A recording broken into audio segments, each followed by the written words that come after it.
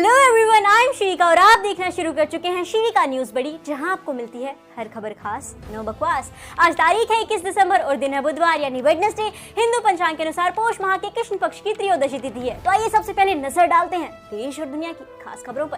पहली खबर है, चीन के साथ चल रहे सीमा विवाद के बीच भारतीय सेना पहली बार टैक्टिकल ऑपरेशन के लिए बैलिस्टिक मिसाइल को शामिल करने जा रही है। न्यूज एजेंसी के मुताबिक एलएसी पर सेना ने प्रलय बैलिस्टिक मिसाइल तैनात करने का फैसला लिया है। यह मिसाइल 150 से 500 किलोमीटर तक अपने टारगेट को निशाना बना सकती है। वहीं अगली खबर है, दिल्ली के लेफ्टिनेंट गवर्नर वीके सक्सेना ने चीफ सेक्रेटरी को आम आदमी पार्टी से 97 करोड़ रुपए वसूलने के आदेश दिए हैं।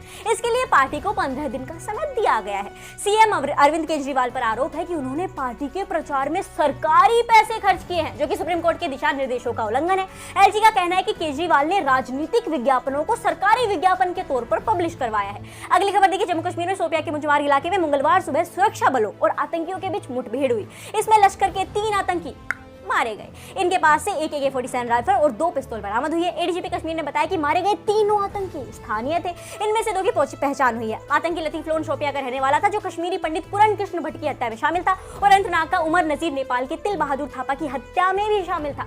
दिवंगत पूरन कृष्ण भट्ट की पत्नी ने कहा कि आज शोपिया में एक मुठभेड़ में उनके पति की हत्या में शामिल आतंकवादियों को सुरक्षा बलों ने मार गिराया। हमें न्याय मिला है। तो दोस्तों, सुरक्षा बलों की इस कामयाबी पर एक लाइक तो बनता है। तो आपने इस वीडियो को लाइक कर ही दिया होगा। तो आइए बढ़ते हैं अगली खबर की ओर। ट्विटर पर नए वेरिफिकेशन सिस्टम के तहत बदलाव दिखना शुरू हो गया है। प्रधानमंत्री नरेंद्र मोदी और गृह मंत्री अमित शाह के अकाउंट से ब्लू टिक हट गया है। इनके हैंडल्स में ग्रे टिक दिखने लगा है। हालांकि ग्रे टिक वाले नियम को अभी तक पूरी तरह से रोल आउट नहीं किया गया है। कई राजनेताओं के हैंडल में अभी भी ब्लू टिक दिखाई दे रहा है। राहुल गांधी के अकाउंट पर अभी भी ब्लू टिक बना हुआ है। वही अगली खबर देखिए, केंद्रीय मंत्री स्मृति ईरानी ने राहुल और सोनिया गांधी को अपने नेताओं के लिए नए राइटर हायर करने की सलाह दी है। उन्होंने कहा कि राहुल गांधी और उनकी मम्मी सोनिया गांधी को नए स्पीच राइटर की जरूरत है। अगली खबर देखिए, सड़क एवं परिवहन मंत्री नितिन गडकरी ने सोमवार को देश का पहला श्योरिटी बॉन्ड इंश्योरेंस जारी किया। यह कदम इंफ्रा डेवलपर्स की बैंक गारंटी की निर्भरता को कम करेगा। इस दौरान केंद्रीय मंत्री ने कहा, भारत 5 ट्रिलियन अर्थव्यवस्था बनने के रास्ते पर है। देश की इस उपलब्धि में इंश्योरेंस की अहम भूमिका होगी। उन्होंने कहा, प्रधानमंत्री नरेंद्र मोदी के सपने को साकार करने के लिए महत्वपूर्ण है कि बुनियादी ढांचा परियोजनाओं को तेज गति से क्रियान्वित किया जाए। श्योरिटी बॉन्ड इंश्योरेंस से तरलता और क्षमता दोनों की उपलब्धता निश्चित रूप से बढ़ जाएगी। वहीं उत्तराखंड से खबर देखिए, राज्य सचिवालय से स्थित विश्वकर्मा भवन के सभागार में मंगलवार को मुख्यमंत्री पुष्कर सिंह धामी की अध्यक्षता में कैबिनेट बैठक संपन्न हुई। बैठक में कुल 20 प्रस्ताव आए। इस दौरान हिमाचल की भांति उत्तराखंड की नई हाइड्रो पावर पॉलिसी पर कैबिनेट ने मोहर लगा दी। हाइड्रो पॉलिसी के तहत तय किया गया कि जब प्रोजेक्ट की कमिश्निंग हो जाएगी तब से प्रोजेक्ट की शुरुआत मानी जाएगी।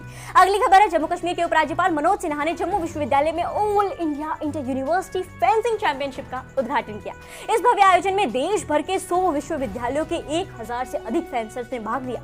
इस दौरान उपराज्यपाल ने कहा कि यह अनूठी और असाधारण चैंपियनशिप वास्तव में प्रेरणादायक है। इस तरह के खेल आयोजन से खिलाड़ी प्रोत्साहित होंगे।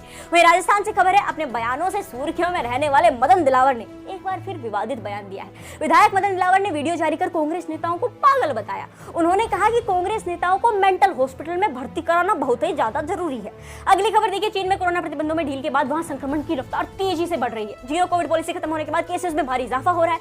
हालात इतने गंभीर है कि अस्पतालों के सभी बेड भरे हैं, दवाई नहीं है। जहां है भी वहां लंबी लाइन लगानी पड़ रही है। बीजिंग के शमशानों में 24 घंटे अंतिम संस्कार किए जा रहे हैं। हालात इतने बदतर हो चुके हैं कि अंतिम संस्कार के लिए वेटिंग 2000 तक पहुंच गई है।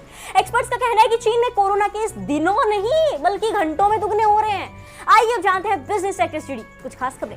पहली खबर है, देश में नवंबर का महीना खुदरा कारोबार के लिहाज से काफी अच्छा रहा। आमतौर पर त्योहारों के बाद खुदरा कारोबार में थोड़ी कमी देखने को मिलती है, लेकिन इस साल ऐसा नहीं हुआ। अमेरिका सहित दुनिया के कई देशों में बीते माह खुदरा कारोबार में गिरावट दर्ज की गई। दूसरी तरफ भारत में खुदरा कारोबार में बीते साल की तुलना में 6% और कोविड पूर्व यानी नवंबर 2019 की तुलना में 15% की बढ़ोतरी देखने को मिली है। वहीं अगली खबर देखिए, चाइनीज टेक्नोलॉजी कंपनी शाओमी ने छटनी शुरू कर दी है। हांगकांग के newspaper south China morning post के अनुसार शाओमी ने अपने स्मार्टफोन और इंटरनेट सर्विसेज यूनिट में से वर्कर्स को निकालना शुरू कर दिया है।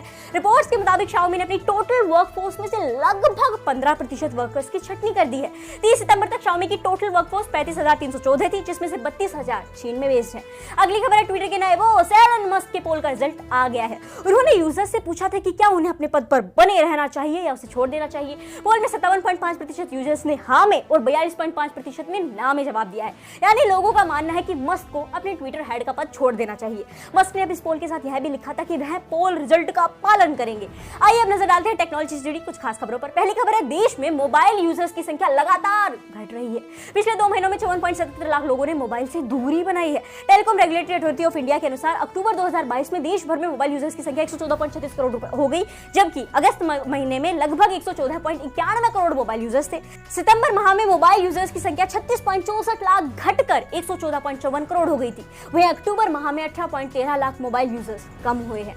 अगली खबर देखिए, instant messaging app WhatsApp users को नई सुविधाएं और नए फीचर्स देने के लिए लगातार कई तरह के बदलाव कर रहा है। इसी कड़ी में व्हाट्सएप ने एक और नए फीचर को जारी कर दिया है। इस फीचर की मदद से गलती से डिलीट हो गए मैसेज को भी वापस लाया जा सकता है। दरअसल इस फीचर को डिलीट फॉर मी ऑप्शन के अपडेशन के तौर पर लाया गया है। यानी अब यूजर्स गलती से डिलीट फॉर मी ऑप्शन पर टैप करने के बाद भी डिलीट हुए मैसेज को वापस ला सकेंगे। व्हाट्सएप के इस फीचर का सबसे बड़ा फायदा यह है कि कई बार हम जल्दी में ग्रुप से मैसेज डिलीट करने के चक्कर में डिलीट फॉर एवरीवन की जगह डिलीट फॉर मी ऑप्शन पर टैप कर देते हैं। इसके बाद आपकी चैट से तो यह मैसेज डिलीट हो जाता है, लेकिन ग्रुप के अन्य सदस्य मैसेज को देख सकते हैं। व्हाट्सएप के नए फीचर की मदद से आप डिलीट फॉर मी ऑप्शन पर टैप करने के बाद भी मैसेज को अंडू कर सकेंगे।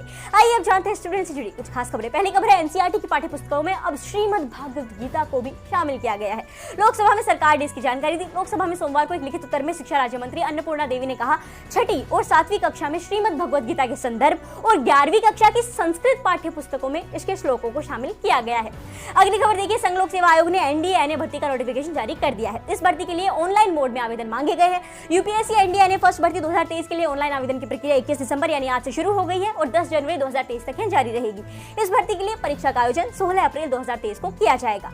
आइए अब जानते हैं खेल जगत से जुड़ी कुछ खास खबरें। पहली खबर है, न्यूजीलैंड क्रिकेट टीम ने जनवरी 2023 में होने वाले भारत दौरे के लिए वनडे टीम घोषित कर दी है।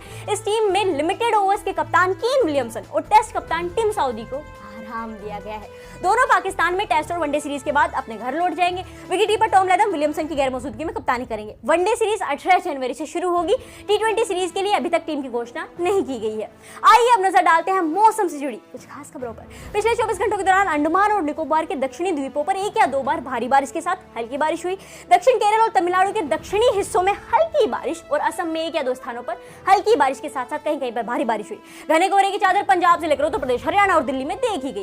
दिल्ली एनसीआर का वायु गुणवत्ता सूचकांक बेहद ही खराब श्रेणी में रहा।